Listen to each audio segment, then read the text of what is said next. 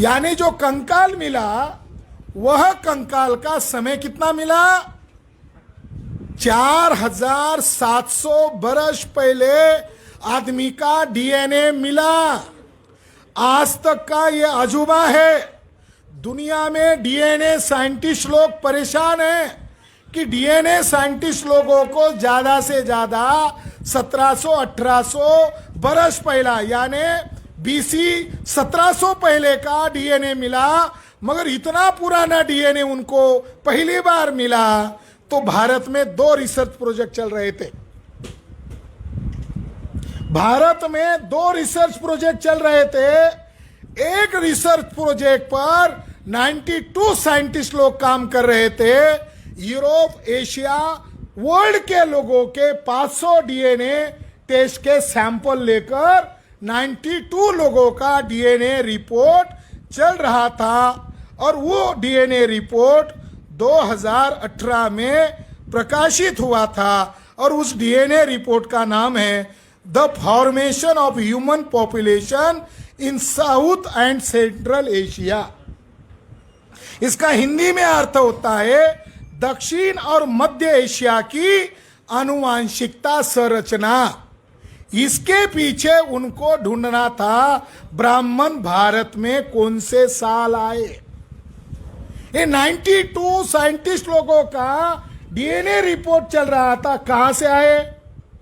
Iran में कब गए, अफगानिस्तान में कब गए, कजाकिस्तान में कब गए, खैबर खिंड में कब आए, और जो अब विभाजित पाकिस्तान है, जो भारत की हड़प्पन कल्चर वहां पर था, वहां पर ब्राह्मिन्स कब आए, इसका 92 डीएनए साइंटिस्ट लोग रिसर्च कर रहे थे। उसमें डेक्कन कॉलेज का प्रोफेसर वसंत शिंदे भी एज अ मेंबर था 92 लोगों में। और राखी गढ़ी डीएनए रिपोर्ट की तरफ दुनिया के सारे लोगों की निगाहें लगी हुई थी, क्योंकि राखी गढ़ी इतना पुराना डीएनए रिपोर्ट अभी तक कहीं पर भी नहीं मिला था। इसलिए 92 लोगों का भी इंटरेस्ट था पहले राखी गढ़ी का डीएनए रिपोर्ट आ जाए, उसके बाद हम लोग 90 ये जो वर्ल्ड, एशिया और यूरोप, उसका रिपोर्ट हम डिस्क्लोज करेंगे। मगर बीजेपी गवर्नमेंट को पहले ही पता चल गया कि ब्राह्मणों का डीएनए उसमें मिलने वाला नहीं है, और इधर का शिंदे और उधर वो 92 में कुछ ब्राह्मण है, उनका भी इंटरेस्ट हुआ होगा। हम इसको डिस्क्लोज बाद में करेंगे, पहले इसको आने दो, डिले हो रहा है।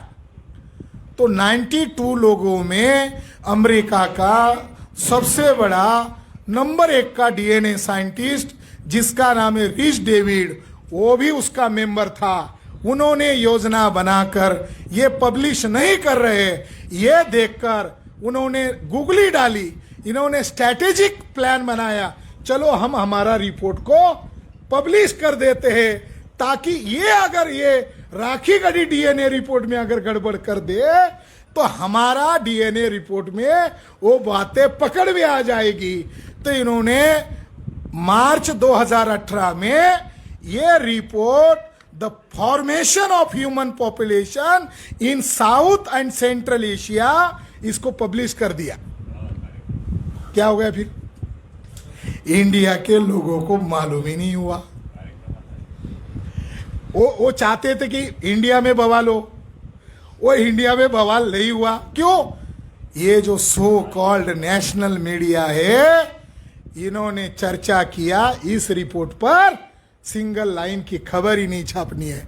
अगर सो कॉल्ड नेशनल मीडिया ने इसकी सिंगल लाइन की खबर नहीं छापी, जिस रिपोर्ट में कहा है ब्राह्मीण अपने देश से कौन से साल निकला, तारीख के साथ का कौन से साल निकला, कजाकिस्तान में कौन से साल पहला कब पहुंचा, तुर्कमेनिस्तान में कब पहुंचा, खैबर खिंड में से इंडिया की तरफ कब आया, यूरोप में कौन से शताब्दी में गया, इतना डिटेल रिपोर्ट, बहुत विस्तृत रिपोर्ट है। इसकी सिंगल खबर नहीं आने से क्या हुआ, ब्राह्मण्स लोगों ने ऐसा मान लिया, चलो ये सारे हम जिनको शूद्र कहते हैं, ढोल गवार शूद्र नारी सब ताड़न के अधिकारी, चलो है ही ऐसे। चर्चा नहीं किया। मगर चर्चा यूरोप में शुरू हुई, इंडिया में चर्चा बंद, साइलेंट। मगर चर्चा यूरोप में शुरू हुई और यूरोपियन लोगों ने एक 97 जो साइंटिस्ट लोग थे उसके रिपोर्ट्स पर रिव्यू आर्टिकल लिखना शुरू कर दिया। अब ग्लोबल मीडिया है, ब्राह्मणों को डर लगने लगा कहीं पागल बामसेब वालों के हाथ ये रिपोर्ट पहुंच ना जाए, क्योंकि बहुजनों का वास्तविक मीडिया बामसेब का मंच ही है, वही मीडिया है। हम जिस इशू को इस मंच पर खड़ा करते हैं वो बाद में नेशनल इशू बन जाता है, ये हमारा इतिहास है। हम इस मंच से जिस इशू को राष्ट्रीय इशू बनाते हैं वो आने वाले चंद दिनों में राष्ट्रीय इशू बन जाता है। उन्होंने, दुनिया के लोगों ने डिबेट डिस्कशन शुरू किया तो ब्राह्मण्स लोगों में खलबली मचना शुरू हुआ। तो ब्राह्मण्स लोगों ने क्या किया, ये चर्चा इंडिया के क्रांतिकारी लोगों के पास न जाए, इसलिए ब्राह्मण्स लोगों ने भी यूरोपियन कंट्रीज में काउंटर रिव्यू आर्टिकल लिखना शुरू कर दिया, निगेटिव एस्पेक्ट से लिखना शुरू कर दिया। और सारे इंडिया से फॉरेन में गए हुए ब्राह्मण्स लोगों ने एक ही सुर निकाला, ये 97 साइंटिस्ट लोगों का जो डीएनए रिपोर्ट है ये तो अच्छा है। यूरोप और एशिया के लोगों का अपने डीएनए रिपोर्ट का स्टडी किया है, मगर इसको प्रकाशित करने के पहले एक्सपर्ट्स लोगों को नहीं दिखाया। समझ रहे हो? मैं आपको बहुत बड़ी कॉन्स्पिरेसी के साथ ब्राह्मण विदेशी है बता रहा हूं। ये ऐसे वैसे हमारे हाथ में नहीं पकड़ा है, ये अचानक नहीं आया, हमने इसके अंदर बहुत दिमाग लगाया। हमारा कोई एजुकेशन साइंस लाइन का नहीं है, मगर हमारे वकीलों को बुलाते, जजेस के बुलाते, बोलते डरते आपका विषय ऐसा होता है, ऐसा लगता है कि कल नोटिस ना आ जाए। फिर हम लोग डीएनए साइंटिस्ट वालों के पास गए कि उनको कहा चलो आओ, आप एक्सपर्ट है, हमारे समाज के हैं। तो उन्होंने कहा हम एकेडमिक लैंग्वेज में बोलेंगे, मगर पता नहीं आपके लोगों के कितने ऊपर से जाएगा, मगर हमको वही समझ में आ रहा है जो आप लोगों को समझ में आ रहा है, मगर इतना खुला नहीं बोलेंगे। तो हमने सोचा जो डर गया वो मर गया, चलो हम ही पढ़ाई करते, हम ही बोलते हैं, हमारा देश को बचाने के लिए जो जो ज्ञान लेना पड़ेगा वो लेंगे और जैसा समझ में आता है पागल की तरह प्रचार करेंगे। तो 2018 में डीएनए रिपोर्ट आया, ब्राह्मण्स लोगों ने आरोप लगाया कि एक्सपर्ट्स लोगों को दिखाए बगैर इन्होंने पब्लिश कर दिया, ऑनलाइन पब्लिश कर दिया है, इसलिए इस डीएनए रिपोर्ट्स को हम मान्यता नहीं देते हैं। तो उन लोगों ने क्या किया, चलो रीच डेविड था, विद्वान था, उसने सोचा ब्राह्मण डेंजर है। अब इस रिपोर्ट को उन्होंने ये कहकर हवा में उड़ा दिया। उन्होंने मीटिंग बुलाई, 92 में 25 साइंटिस्ट और मिला दिए और वो हो गए 117 और घोषित कर दिया आपकी कमियां और खामियां को दूर करने के लिए हमने एक्स्ट्रा 25 जोड़ दिए। अब इस पर हम दोबारा स्टडी करते हैं, मगर हम रिजेक्ट नहीं होने देंगे, क्योंकि वो बहुत बड़ा वो कोई कागजी रिसर्च नहीं है। डीएनए कागजी रिसर्च नहीं है, जमीन को खोद कर हड्डियों को इकट्ठा किया 500 यूरोप और एशिया, तो वर्ल्ड लेवल का रिसर्च था, वो उन्होंने हार नहीं माना। अब इन लोगों को लगा ये रिपोर्ट प्रकाशित नहीं कर रहे हैं, तो इन्होंने उसको 7 सितंबर 2019 को प्रकाशित कर दिया साइंस में। साइंस ये इंटरनेशनल जर्नल है, डीएनए के ऊपर जो बात साइंस इंटरनेशनल जर्नल में प्रकाशित हो गई फुल एंड फाइनल। उन्होंने 7 सितंबर 2019 को रिपोर्ट पब्लिश कर दिया। फिर इनको भी झक मार के सेल नामक जर्नल में अपना रिपोर्ट प्रकाशित करना पड़ा। 2 रिपोर्ट एट ए टाइम प्रकाशित हो गए। एक रिपोर्ट राखी गढ़ी का हुआ, मगर उसकी चर्चा दिन रात मीडिया ने की, मगर 117 साइंटिस्ट लोगों का पैरेलल द साइंस जर्नल में रिपोर्ट प्रकाशित हुआ, उसकी खबर किसी ने भी नहीं छापी। केवल 2 अखबार ने सही छापी। एक है यहां का द हिंदू, उसने मद्रास एडिशन मैंने पढ़ी थी, उस समय में मद्रास में था, मैंने पढ़ा कि एक ही सही अखबार ने छापा है। एक अखबार है राजस्थान पत्रिका, पहले दिन खबर क्या छापी, आर्य ब्राह्मण इसी देश के मूल निवासी है, राखी गढ़ी के डीएनए ने किया दावा। सारे लोग, सारे अखबार में वही डे, मगर उसी अखबार ने नेक्स्ट डे दूसरी खबर छापी, वो ईमानदार था, उसने कहा सला अखबार चलना चाहिए, ये भी छापना चाहिए। उसने गलती किया, नहीं छापा होता तो पता ही नहीं चलता। उसने दूसरे दिन खबर छापी, नया डीएनए रिपोर्ट से प्रकाशित हुआ, 117 साइंटिस्ट लोगों का दावा, ब्राह्मण विदेशी है। ये खबर को दूसरे अखबार वालों ने नहीं छापी। ये जो 2018 का 2019 का जो रिपोर्ट है, 2 रिपोर्ट, एक रिपोर्ट कहता है 117 साइंटिस्ट लोगों का कि ब्राह्मीस लोग ईसा पूर्व यानी बीसी 3300 को अपने मातृभूमि से निकल पड़े। ब्राह्मीस लोग, उनकी जो वेस्ट यूरेशिया मातृभूमि है, वहां से वो कौन से ईयर को निकल पड़े, बीसी 3300 को निकल पड़े। आज के कैलेंडर के अनुसार 2000 प्लस करो, वो कितना हो जाता है, आज से 5300 वर्ष पहले ब्राह्मीण्स लोग अपनी मातृभूमि को जत्थे के तौर पर, जत्थे ग्रुप्स के तौर पर अपनी मातृभूमि को छोड़कर आगे निकल पड़े। वो रिपोर्ट आगे ये बताता है कि एकदम 10 साल में इंडिया में नहीं आए। इंडिया में आने का ब्राह्मीण्स लोगों का तारीख ये है, बीसी 2000 से लेकर 1700 बीसी में ब्राह्मीण्स लोग इंडस हड़प्पन सिविलाइजेशन करने वाले जो मूल निवासी लोग हैं, उनके ऊपर अटैक किया, और यही पीरियड है इंडस सिविलाइजेशन का डिक्लाइन का। इसका मतलब है ब्राह्मीण्स लोग आज से 4000 वर्ष पहले आए भारत में। भारत में ब्राह्मण लोगों का आने का साल कौन सा है, बीसी 2000 से लेकर बीसी 1700। इसका मतलब राउंड अबाउट 2000 वर्ष पहले ब्राह्मीण्स भारत में आए हैं। आज का 2000 प्लस करो तो ईयर निकलता है 4000। सेकंड जो रिपोर्ट कह रहा राखी गढ़ी का, मैं बहुत आसान तरीके से आपको समझा रहा हूं। सेकंड जो रिपोर्ट आया राखी गढ़ी का सेम टाइम, वो रिपोर्ट का हेडिंग है कि राखी गढ़ी के कंकाल में स्टेप पैस्टोरलिस्ट लोगों का यानी ब्राह्मीण्स लोगों का और इंडिया की बाउंड्री है अफगानिस्तान, यानी अफगानिस्तान की बाउंड्री का जो फार्मर्स है उस समय का, उसका भी डीएनए नहीं मिला, और स्टेप पैस्टोरलिस्ट यानी ब्राह्मण का भी डीएनए नहीं मिला। अब 2 जानकारी आ गई। ब्राह्मीण्स भारत में कब आया, 4000 वर्ष पहले।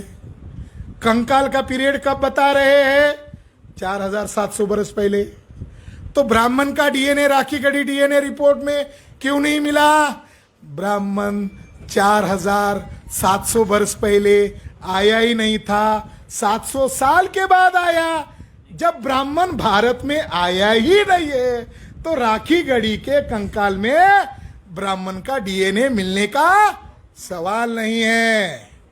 हो गया प्रूफ?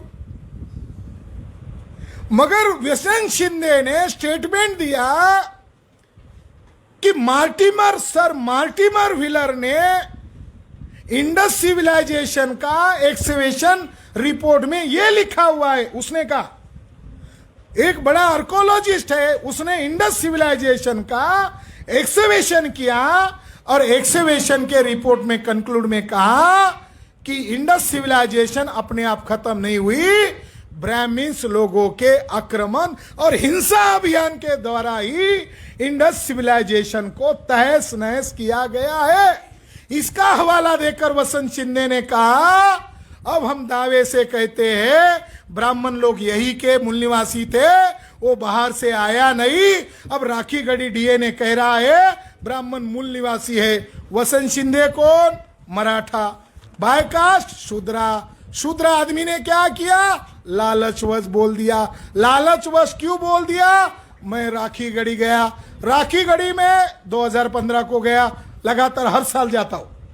हमारा इंटरेस्ट ज्यादा है डीएनए के मामले में, हमारा इंटरेस्ट ज्यादा है। मैं हर साल जाता रहा।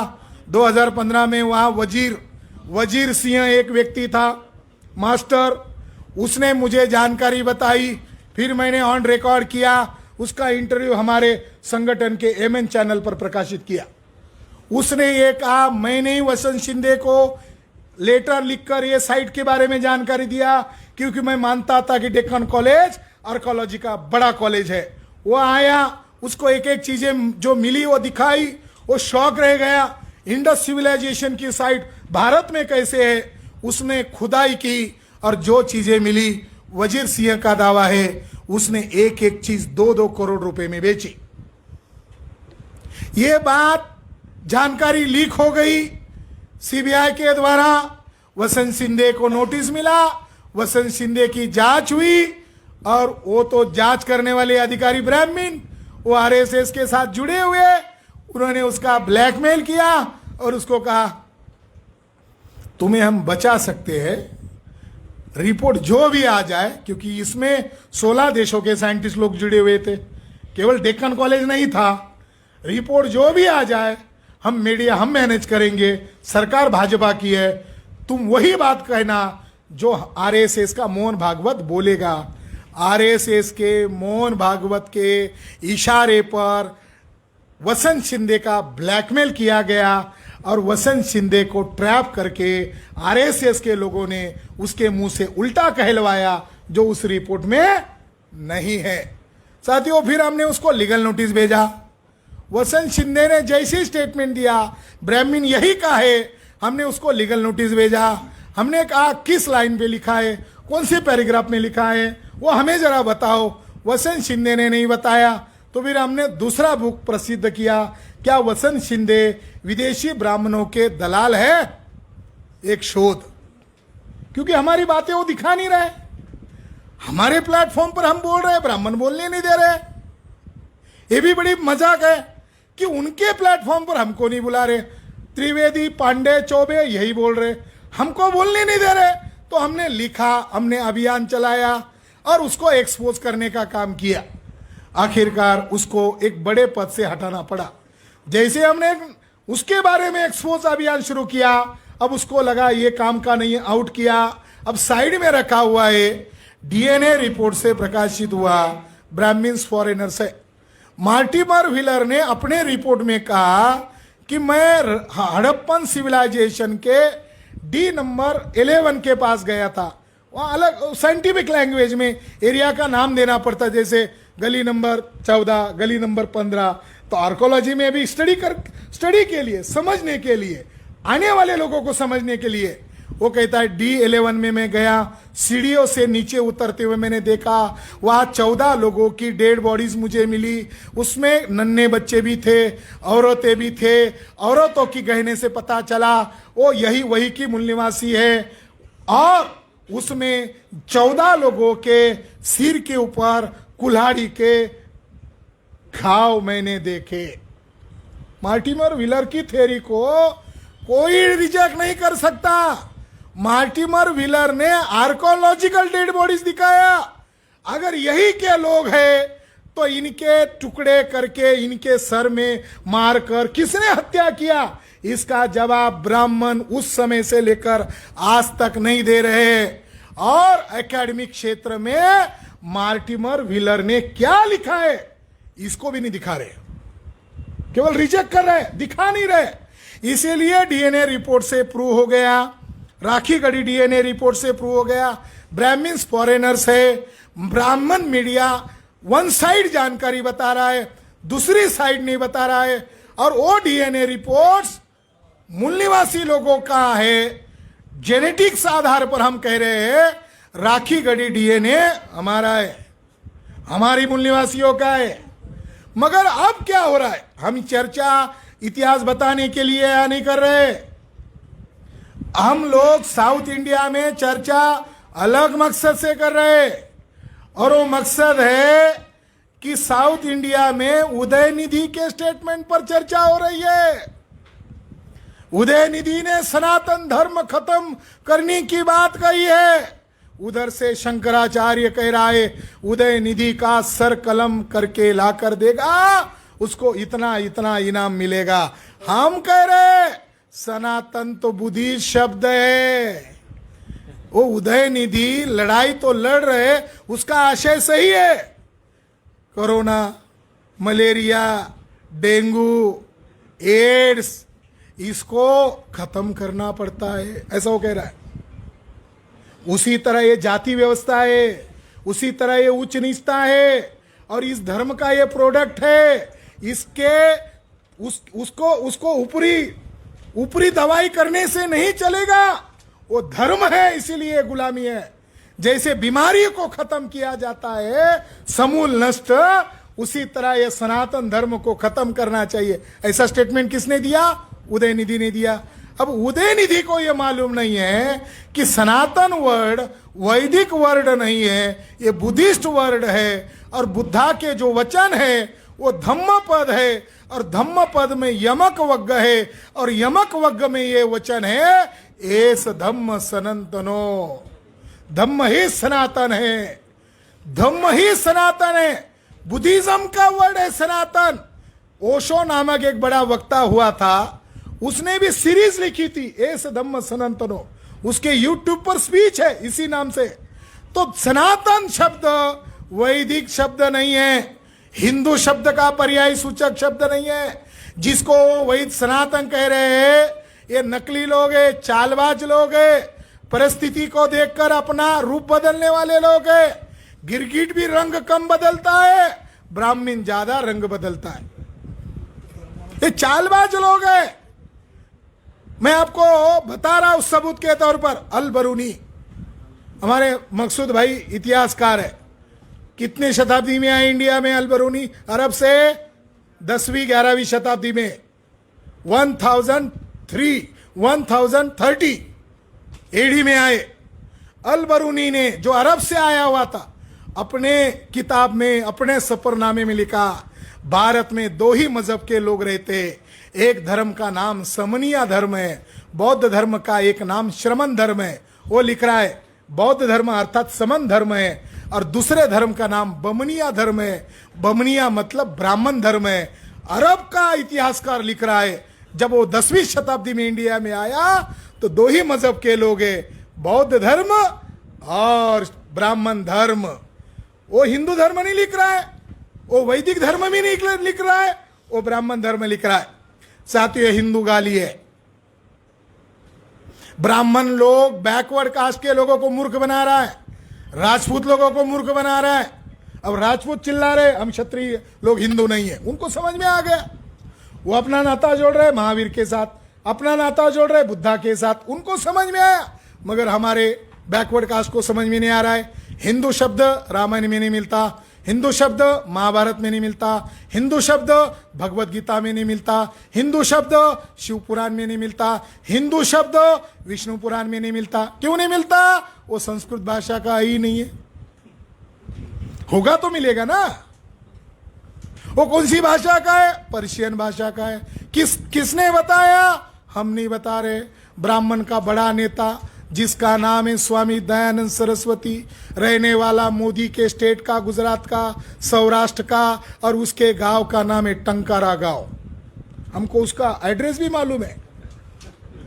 किसी को उसका घर देखने के लिए जाना है, हमको उसका पोस्टल एड्रेस पूछ लेना। उसने क्या लिखा? उसने 1874 में आर्य समाज की स्थापना की, हिंदू समाज की नहीं। आर्य समाज। उसने किताब लिखी, उस किताब का नाम है सत्यार्थ प्रकाश। सत्यार्थ प्रकाश के पेज नंबर 81 पर स्वामी दयानंद सरस्वती लिखता है, हे आर्य ब्राह्मणों, तुम अपने आप को हिंदू मत कहो, क्योंकि हिंदू मुगल मुसलमानों के द्वारा दी हुई गाली है, जिसका अर्थ होता है काला, चोर, डाकू, गुलाम, नीच, कपटी, छली। और हिंदू का मीनिंग क्या बता रहा है? गुलाम। हिंदू का मीनिंग बता रहा है गुलाम। और आज वर्तमान में ब्राह्मण लोग, उस समय 1874 को ब्राह्मण्स लोगों को हिंदू गाली लग रही थी, आज गर्व कैसे लग रहा है, यह समझने के लिए आपको डीएनए समझना जरूरी है। साथियों, डीएनए के आधार पर ब्राह्मण विदेशी सिद्ध हो गए, यह बात भारत के लोगों को पता नहीं, बताना होगा। अभी मैं पिछले महीने में राखीगढ़ी में बामसेब का स्टेट कन्वेंशन करने के लिए गया, क्योंकि हम लोग लड़ाई लड़ रहे, देश भर में बोल रहे, मगर हमने सोचा हरियाणा के लोगों को बोलना होगा, क्योंकि वो क्लेम कर रहे, तो हमारे लोगों को क्लेम करना होगा। हमने वहां बामसेब का स्टेट कन्वेंशन किया और हमने बिहार, हरियाणा के हर जिले के लोगों को दिखाया, यह आपकी विरासत है, इसके ऊपर वो कब्जा कर रहे हैं। भारतीय संस्था है ESI, archaeological survey of India, उसका वहां बोर्ड लगा हुआ है और उसके ऊपर मोटे अक्षर में लिखा है, ये आर्य ब्राह्मणों की नगरी है, लिखा है। यानी अखबार में कहना, झूठा कहना, वसंत शिंदे गद्दार है, हमने इसको दलाल कहा, मगर खुद भारतीय संस्थाएं, भारतीय पुरातत्व सर्वेक्षण विभाग, उसने वहां तख्ती लगाई, बोर्ड लगाया और उसके ऊपर बोल्ड अक्षर में लिखा हुआ है, ये राखीगढ़ी सभ्यता वैदिक सिंधु सभ्यता है और यहां ये नगरी ब्राह्मणों की है। इसका मतलब है कि नॉर्थ इंडिया के लोगों को भी इसकी खबर नहीं है, साउथ इंडिया के लोगों को भी इसकी खबर नहीं है। तो हमने सोचा ब्राह्मणों को हम नॉर्थ इंडिया में जब कार्यक्रम करते हैं तो विरोध करने आते हैं, हमने यहाँ कॉन्फ्रेंस रखा। आपको मालूम नहीं है, हमारे लोगों ने कम फोन किए, खुफिया विभाग ने हजारों बार कॉल किया, अरे कब आने वाले हो, वो कैसे दिखते हो बोलने वाला, फोटो भेजो हमको रिपोर्ट देना है गवर्नमेंट को, डीएनए पर क्यों चर्चा कर रही जी। उसने कहा क्यों, हमारी मर्जी, हम कुछ भी बोलेंगे। क्या है डीएनए में? कुछ नहीं, ब्राह्मण विदेशी। अच्छा, फिर ये चर्चा आप हॉल में क्यों कर रहे हैं? वो कह रहा है, खुफिया विभाग वाला होगा, वो कह रहा है हॉल में क्यों कर रहे हैं, मैदान में क्यों नहीं कर रहे हैं? तो हमारे आदमी ने कहा वो हमारा आदमी बताने वाला है क्यों नहीं कर रहे, मुझे भी समझ में नहीं आ रहा है। मुझे भी लग रहा है मैदान में करना चाहिए था, हैदराबाद में 5 लाख लोगों को इकट्ठा करना चाहिए था, वहां घोषित करना चाहिए था। हम चर्चा नॉर्थ इंडिया में कर रहे तो हमारे कार्यक्रम को रोक रहे थे। हमने 6 अक्टूबर 2022 को हमारी डीएनए कॉन्फ्रेंस को रोका तो हमने आरएसएस हेडक्वार्टर को घेर लिया। अब यहां हम चर्चा कर रहे हैं, हॉल में इंटेलेक्चुअल लोगों को लेकर चर्चा कर रहे हैं। ये हमें खुजली नहीं है भाषण करने की। हम लोग साउथ इंडिया में, नॉर्थ इंडिया में जो आपकी साइट है उसका ऊपर ब्राह्मण विदेशी लोग कब्जा कर रहे हैं, और कब्जा ही नहीं कर रहे हैं। वसंत शिंदे ने इंटरव्यू में कहा मैं बीजेपी गवर्नमेंट को रिकमेंडेशन करने वाला हूं, अब सिलेबस में से निकाल दो आर्यों का आगमन, अब सरकारी सिलेबस में लिखो आर्य ब्राह्मण भारत के मूल निवासी है। ये हो रहा है उधर, ये आने वाला है सिलेबस में, और नॉर्थ इंडिया में आएगा। क्या वो साउथ इंडिया में नहीं आएगा? वो तो वो लोग कब्जा कर रहे हैं, इसलिए उसको एक्सपोज करने के लिए तेलंगाना में आज हम डीएनए कॉन्फ्रेंस कर रहे हैं। कुछ ही दिनों में हम कर्नाटका में करेंगे, तमिलनाडु में करेंगे और फिर केरला में करेंगे। केरला बाउंड्री हो जाएगी। फिर जब ये हमारे कार्यकर्ता जिले लेवल के समझ लेंगे तब वो तेलुगु मलयालम कन्नड़ में डिस्ट्रिक्ट लेवल की डीएनए कॉन्फ्रेंस करेंगे। ये मकसद है। पहले हमारे लोगों को समझ में आना चाहिए, क्योंकि विदेशी ब्राह्मण कब्जा कर रहा है। हमारे दासराम नाइक बोल रहे, जोश से बोल रहे कि इनका कुछ बंदोबस्त करना होगा। हमारे भाई भी बोल रहे कि बुद्धिस्ट विरासत पर कब्जा कर रहे, बोल रहे। ज्ञानेश्वर चौबे बीएचयू का प्रोफेसर, नाम है ज्ञानेश्वर चौबे, बीएचयू का प्रोफेसर। जैसे ही राखी गढ़ी डीएनए रिपोर्ट आया, हफ्ते भर के अंदर बीएचयू में कॉन्फ्रेंस लिया, डीएनए कॉन्फ्रेंस लिया, और प्रोफेसर ज्ञानेश्वर चौबे ने कहा ब्राह्मण मूल निवासी है, आदिवासी विदेशी है। ब्राह्मण ने क्या चालाकी की, ब्राह्मण बोल रहा है हम कौन है, हम मूल निवासी है,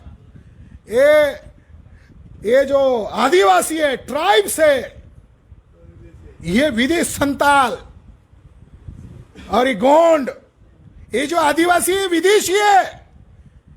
उसने आदिवासी की तरफ उंगली कर दी, निशाना उधर लगा दिया, ब्राह्मण को लगा हम लोग अगर कहे हम मूल निवासी है तो बामसेब वाले लोग हमको पकड़ पकड़ कर चौक में नंगा करेंगे।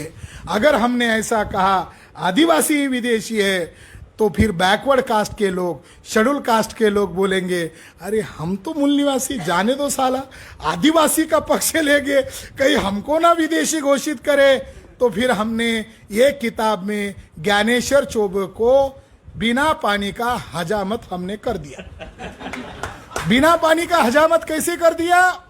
2006 में एक रिपोर्ट ज्ञानेश्वर चौबे ने प्रकाशित किया। वो रिपोर्ट में उसने ये लिखा, बीएमसी, उसमें उसने छापा, उसमें क्या लिखा कि आदिवासी लोग भारत के मूल निवासी है ही, मगर गैर आदिवासी, बैकवर्ड कास्ट के, शेड्यूल कास्ट और बीसी के लोग, इनका हैप्लो ग्रुप ज्यादा मिलता है।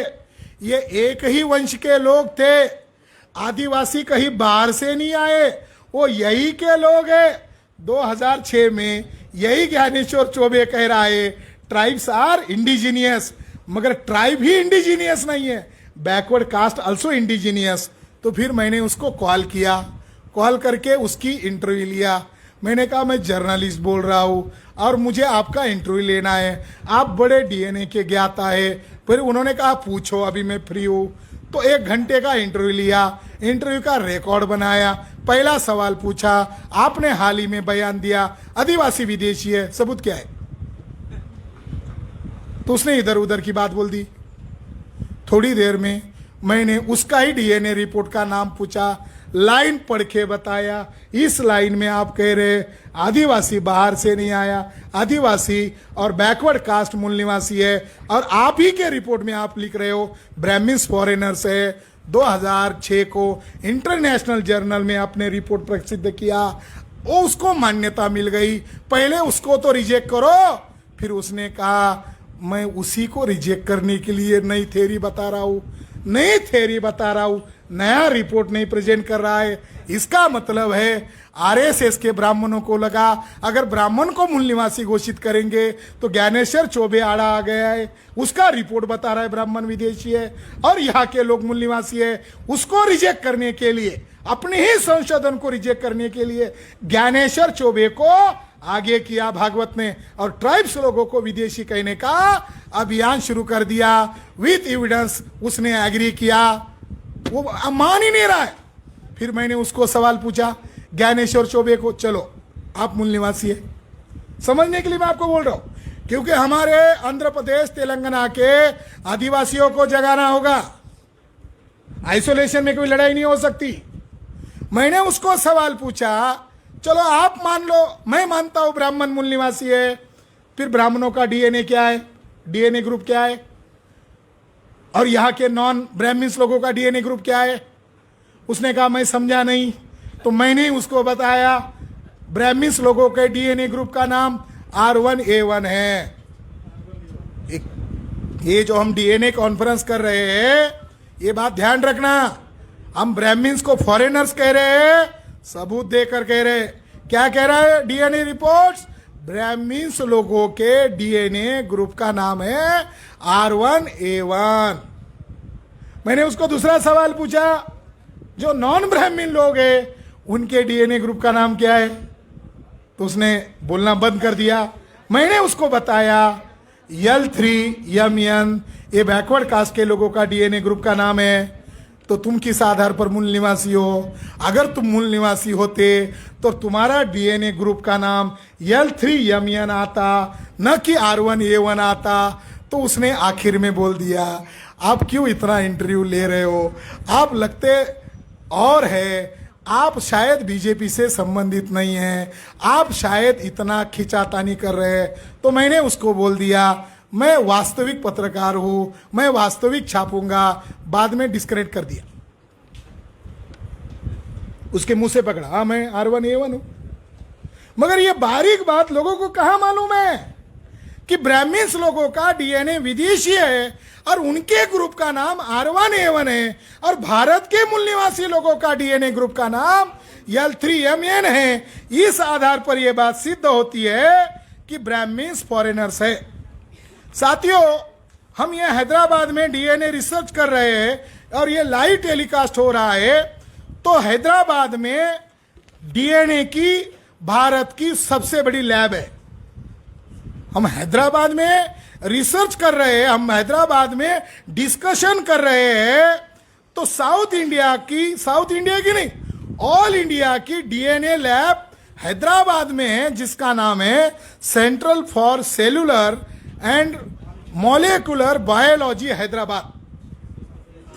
अब ये मैं बता रहा हूं तो वो लोग भी सुनेंगे, वो लोगों को सुनाना चाहते हैं कि तुम लोग डीएनए रिसर्च के नाम पर बदमाशी कैसे कर रहे हो।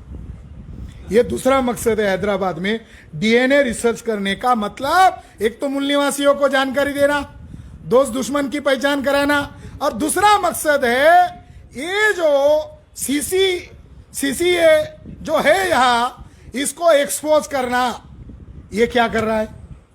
मान लो वसंत शिंदे बोल रहा था, ज्ञानेश्वर चौबे बोल रहा था, तो ये central for cellular and molecular biology क्या कर रहा था? ये चुप बैठे हुए थे। 2009 में घटना हुई और वो घटना को एक्सपोज करने का काम रीच डेविड नामक व्यक्ति ने किया।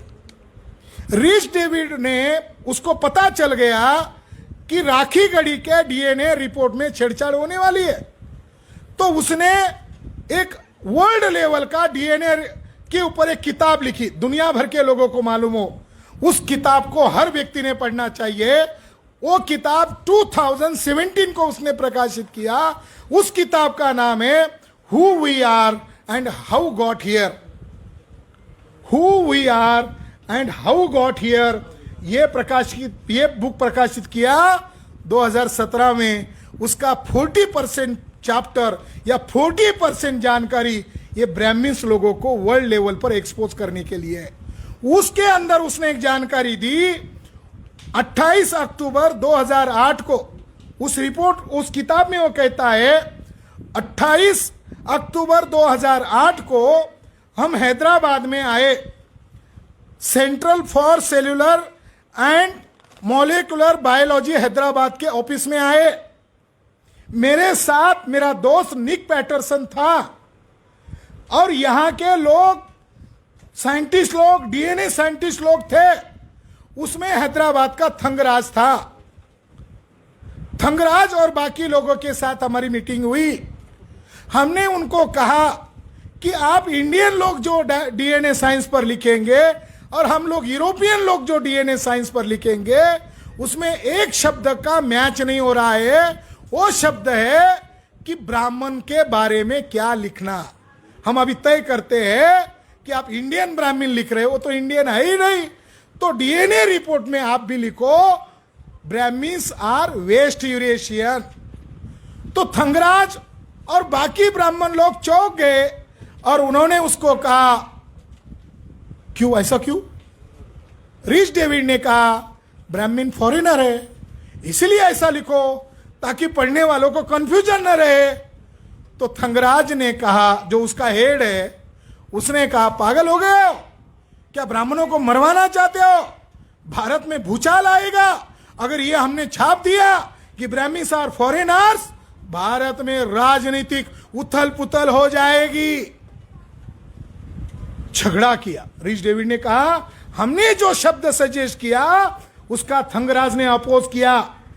फिर हम लोग चले गए, हमें जहां रेसिडेंस करना था, दीपावली का दिन था, फटाके फट रहे थे। कोई पागल लोग हमारे रेसिडेंस के सामने जो 4 व्हीलर खड़ी थी उसके नीचे फटाका फोड़ रहे थे। और वो दिवाली के फटाके देखकर हमारे दिमाग में भी फटाके फट रहे थे कि इंडिया में साइंटिस्ट लोग कैसे काम करें, कि इंडिया का पॉलिटिकल ब्राह्मीन्स सही सही लिखने को मना कर रहा है। हम बेचैन थे। हम दूसरे दिन दोबारा उनके ऑफिस में गए तो थंगराज ने सजेशन किया, आप वही कहो मगर थोड़ा घुमा फिरा कर कहो। उसने नई संकल्पना बताई, एएसआई और एंसेस्ट्रल ऑफ साउथ इंडिया। दूसरा एएनआई का मतलब एंसेस्ट्रल नॉर्थ ऑफ इंडिया। देखो ये डीएनए कॉन्फ्रेंस हम कर रहे हैं, इसकी गंभीरता आपको मालूम नहीं। यहां गेम हुआ कि पता चलेगा ब्राह्मीन्स लोगों ने, इसने लिखा रिच डेविड ने, हम एग्री नहीं हुए। उन्होंने हमें सजेस्ट किया एएनआई एएसआई, और एएनआई और एएसआई से क्या ध्वनित कर रहे थे कि अब सब मिक्स हो गया है, कोई अभी ओरिजिनल नहीं रहा है, सब मिक्स हो गया है। यानी लोगों को भ्रमित करना। और दूसरा उससे अर्थ ध्वनित होता है कि 2 रेस अलग अलग एरिया में रहती है, north India Aryans, south India Dravidians. यानी ब्राह्मीन्स लोग महाराष्ट्र का नीचे हिस्सा केरला तक द्रविड़ के नाम पर तोड़ने की गुप्त साजिश कर रहे हैं। ये बताने के लिए हम हैदराबाद में डीएनए कॉन्फ्रेंस ले रहे हैं।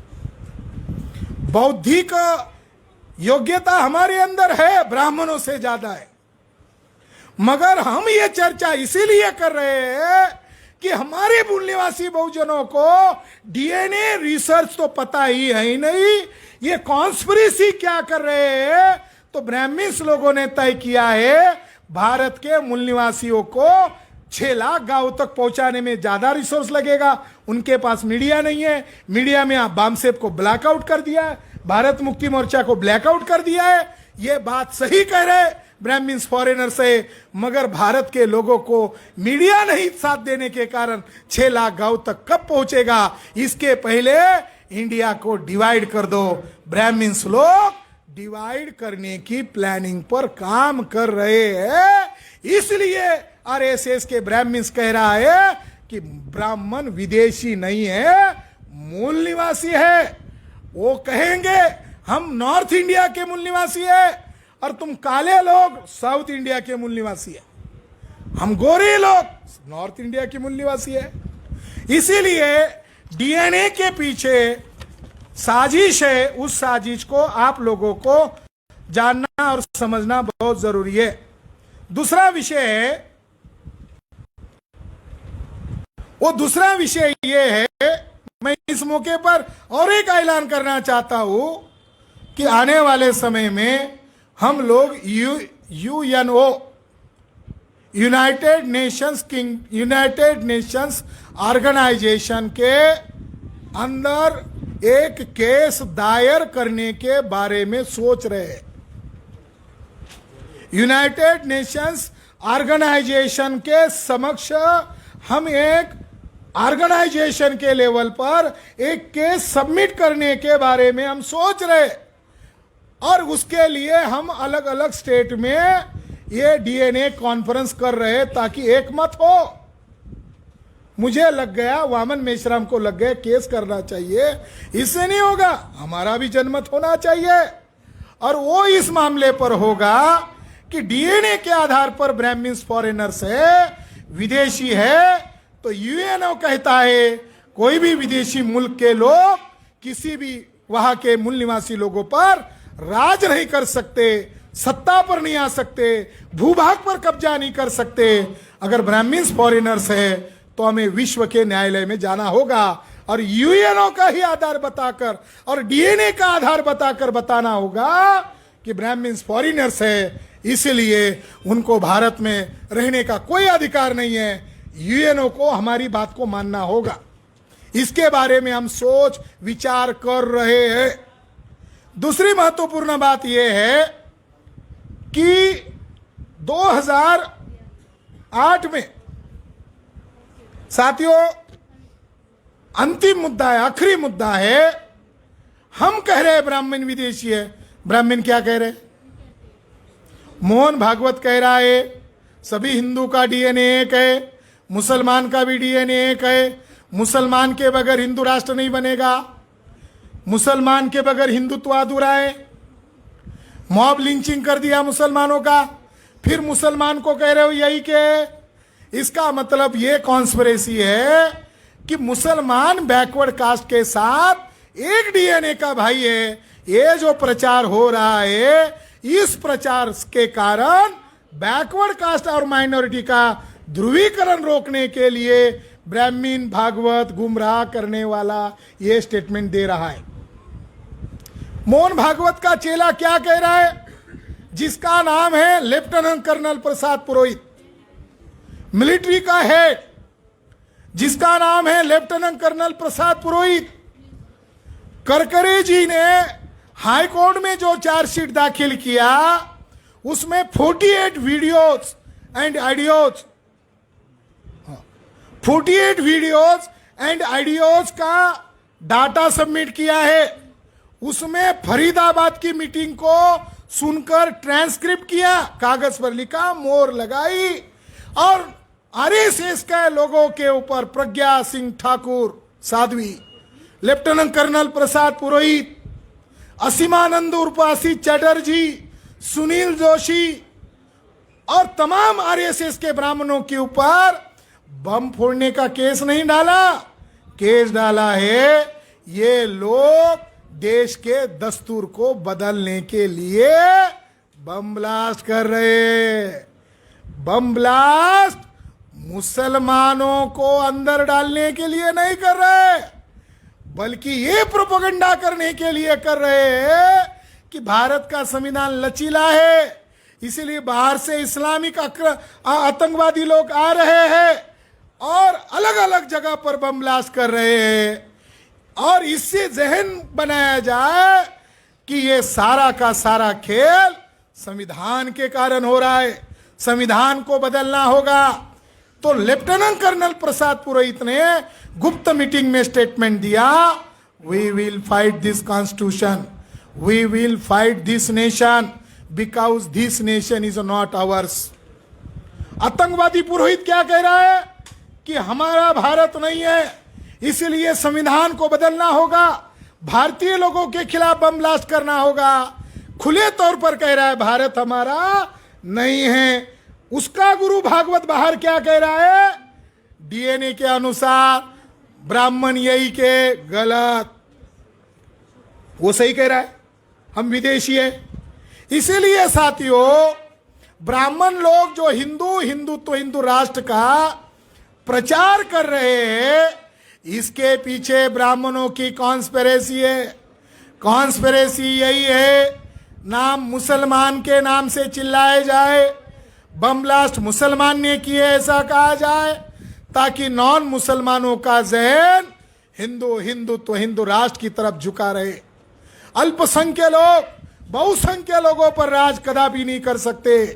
कब कर सकते हैं? फसाद करने के बाद। कब कर सकते हैं? बम ब्लास्ट करने के बाद। साथियों महाराष्ट्र के पूर्व आईजी इन्होंने किताब लिखी, ब्राह्मण बॉम्ब्ड एंड मुस्लिम हैंग्ड। बम फोड़े ब्राह्मणों ने और सूली पर चढ़ाए बेकसूर मुसलमान।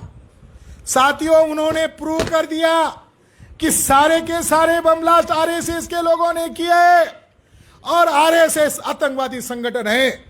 इस किताब में प्रूव कर दिया कि RSS organisation is a terrorist organisation. RSS आज क्या कर रहा है?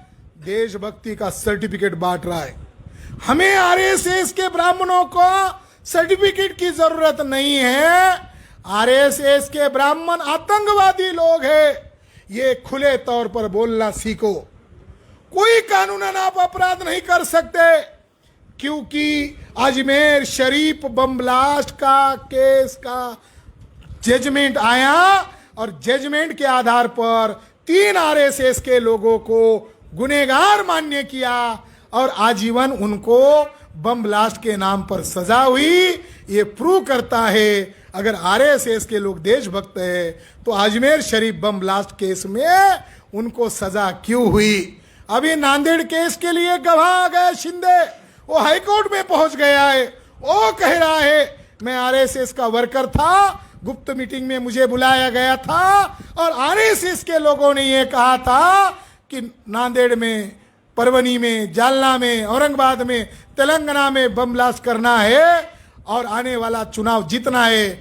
आरएसएस के लोगों ने चुनाव जीतने के लिए अलग अलग सूबों में बम ब्लास्ट का प्लान बनाया था, उसका मैं आई विटनेस हूं। वो हाई कोर्ट में चिल्ला रहा है। साथियों, उन लोगों को नंगा करना होगा। हमारी लड़ाई जिन ब्राह्मणों के खिलाफ है, केवल वो विदेशी नहीं है, वो आतंकवादी भी है।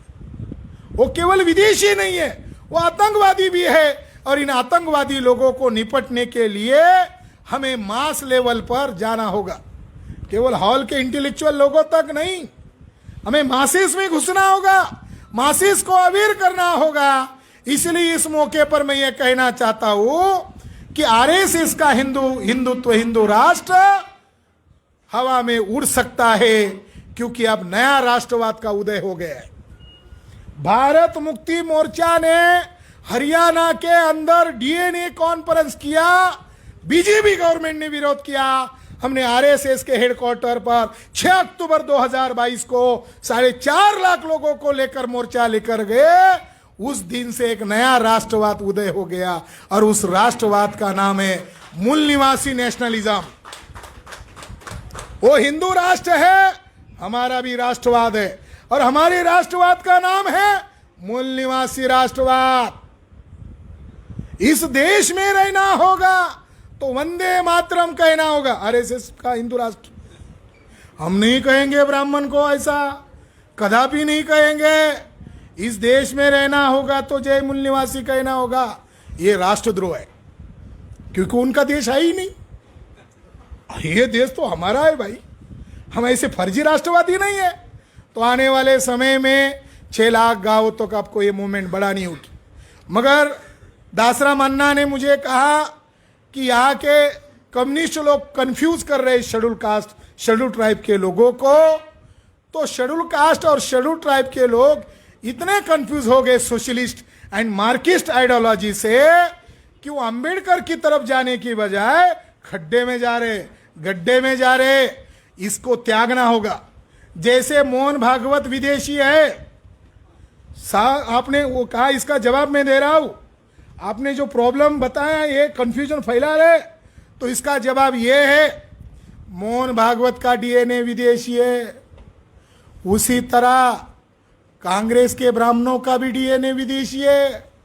आप ये मत समझना कि बीजेपी आरएसएस को विदेशी कह रहे तो कांग्रेस की तरफ जाकर बचना, नहीं, ये भी विदेशी, वो भी विदेशी। उसी तरह सीपीआई सीपीएम का ब्राह्मण भी विदेशी है। इसका मतलब उनको ये बताना जरूरी है, वो जो आंध्र प्रदेश तेलंगाना के जो उनके प्रभाव में आ रहे लोग हैं, उनको वार्निंग दिया जाए समझाकर कि विदेशी ब्राह्मण का साथ देना अंबेडकर द्रोह तो है ही है, देशद्रोह भी है। डीएनए वालों के खिलाफ बोल रहे हो तो लोग तुम्हें विदेशी ब्राह्मणों का दलाल कह सकते हैं। तो उन लोगों को डीएनए के भाई होने के कारण उनको अपील है एंड वार्निंग है कि वो कम्युनिस्ट ब्राह्मण के झांसे से निकल जाए, क्योंकि डीएनए ने प्रूव कर दिया सारे ब्राह्मण विदेशी है। ये प्रूव हो गया। आखिरी सवाल ये है कि हमारे कुछ साथी इमोशनल है, तो कुछ कह रहे हैं कि आप क्या करने वाले फिर ब्राह्मणों का। हमारे साथी ने यहूदियों की बहुत सारी जानकारी बताई। हमारे नॉन मुसलमानों को यहूदी क्या है मालूम ही नहीं है। मैंने कल भी उनको कहा था, अप्रैल 1925 में हिटलर ने एक ऑर्गेनाइजेशन बनाया था, सीक्रेट ऑर्गेनाइजेशन बनाया था, जिसका नाम था SSS, सीक्रेट आर्मी। अप्रैल 1925, मई, जून, जुलाई, अगस्त, सितंबर में 1925 के अंदर सितंबर एंड में दशहरा आया था। तो सितंबर एंड में दशहरे के दिन डॉक्टर केशव बलिराम हेडगेवार ने हिटलर से SSS ले लिया, आर जोड़ दिया, हिटलर की नकल करके नया ऑर्गेनाइजेशन बनाया, RSS,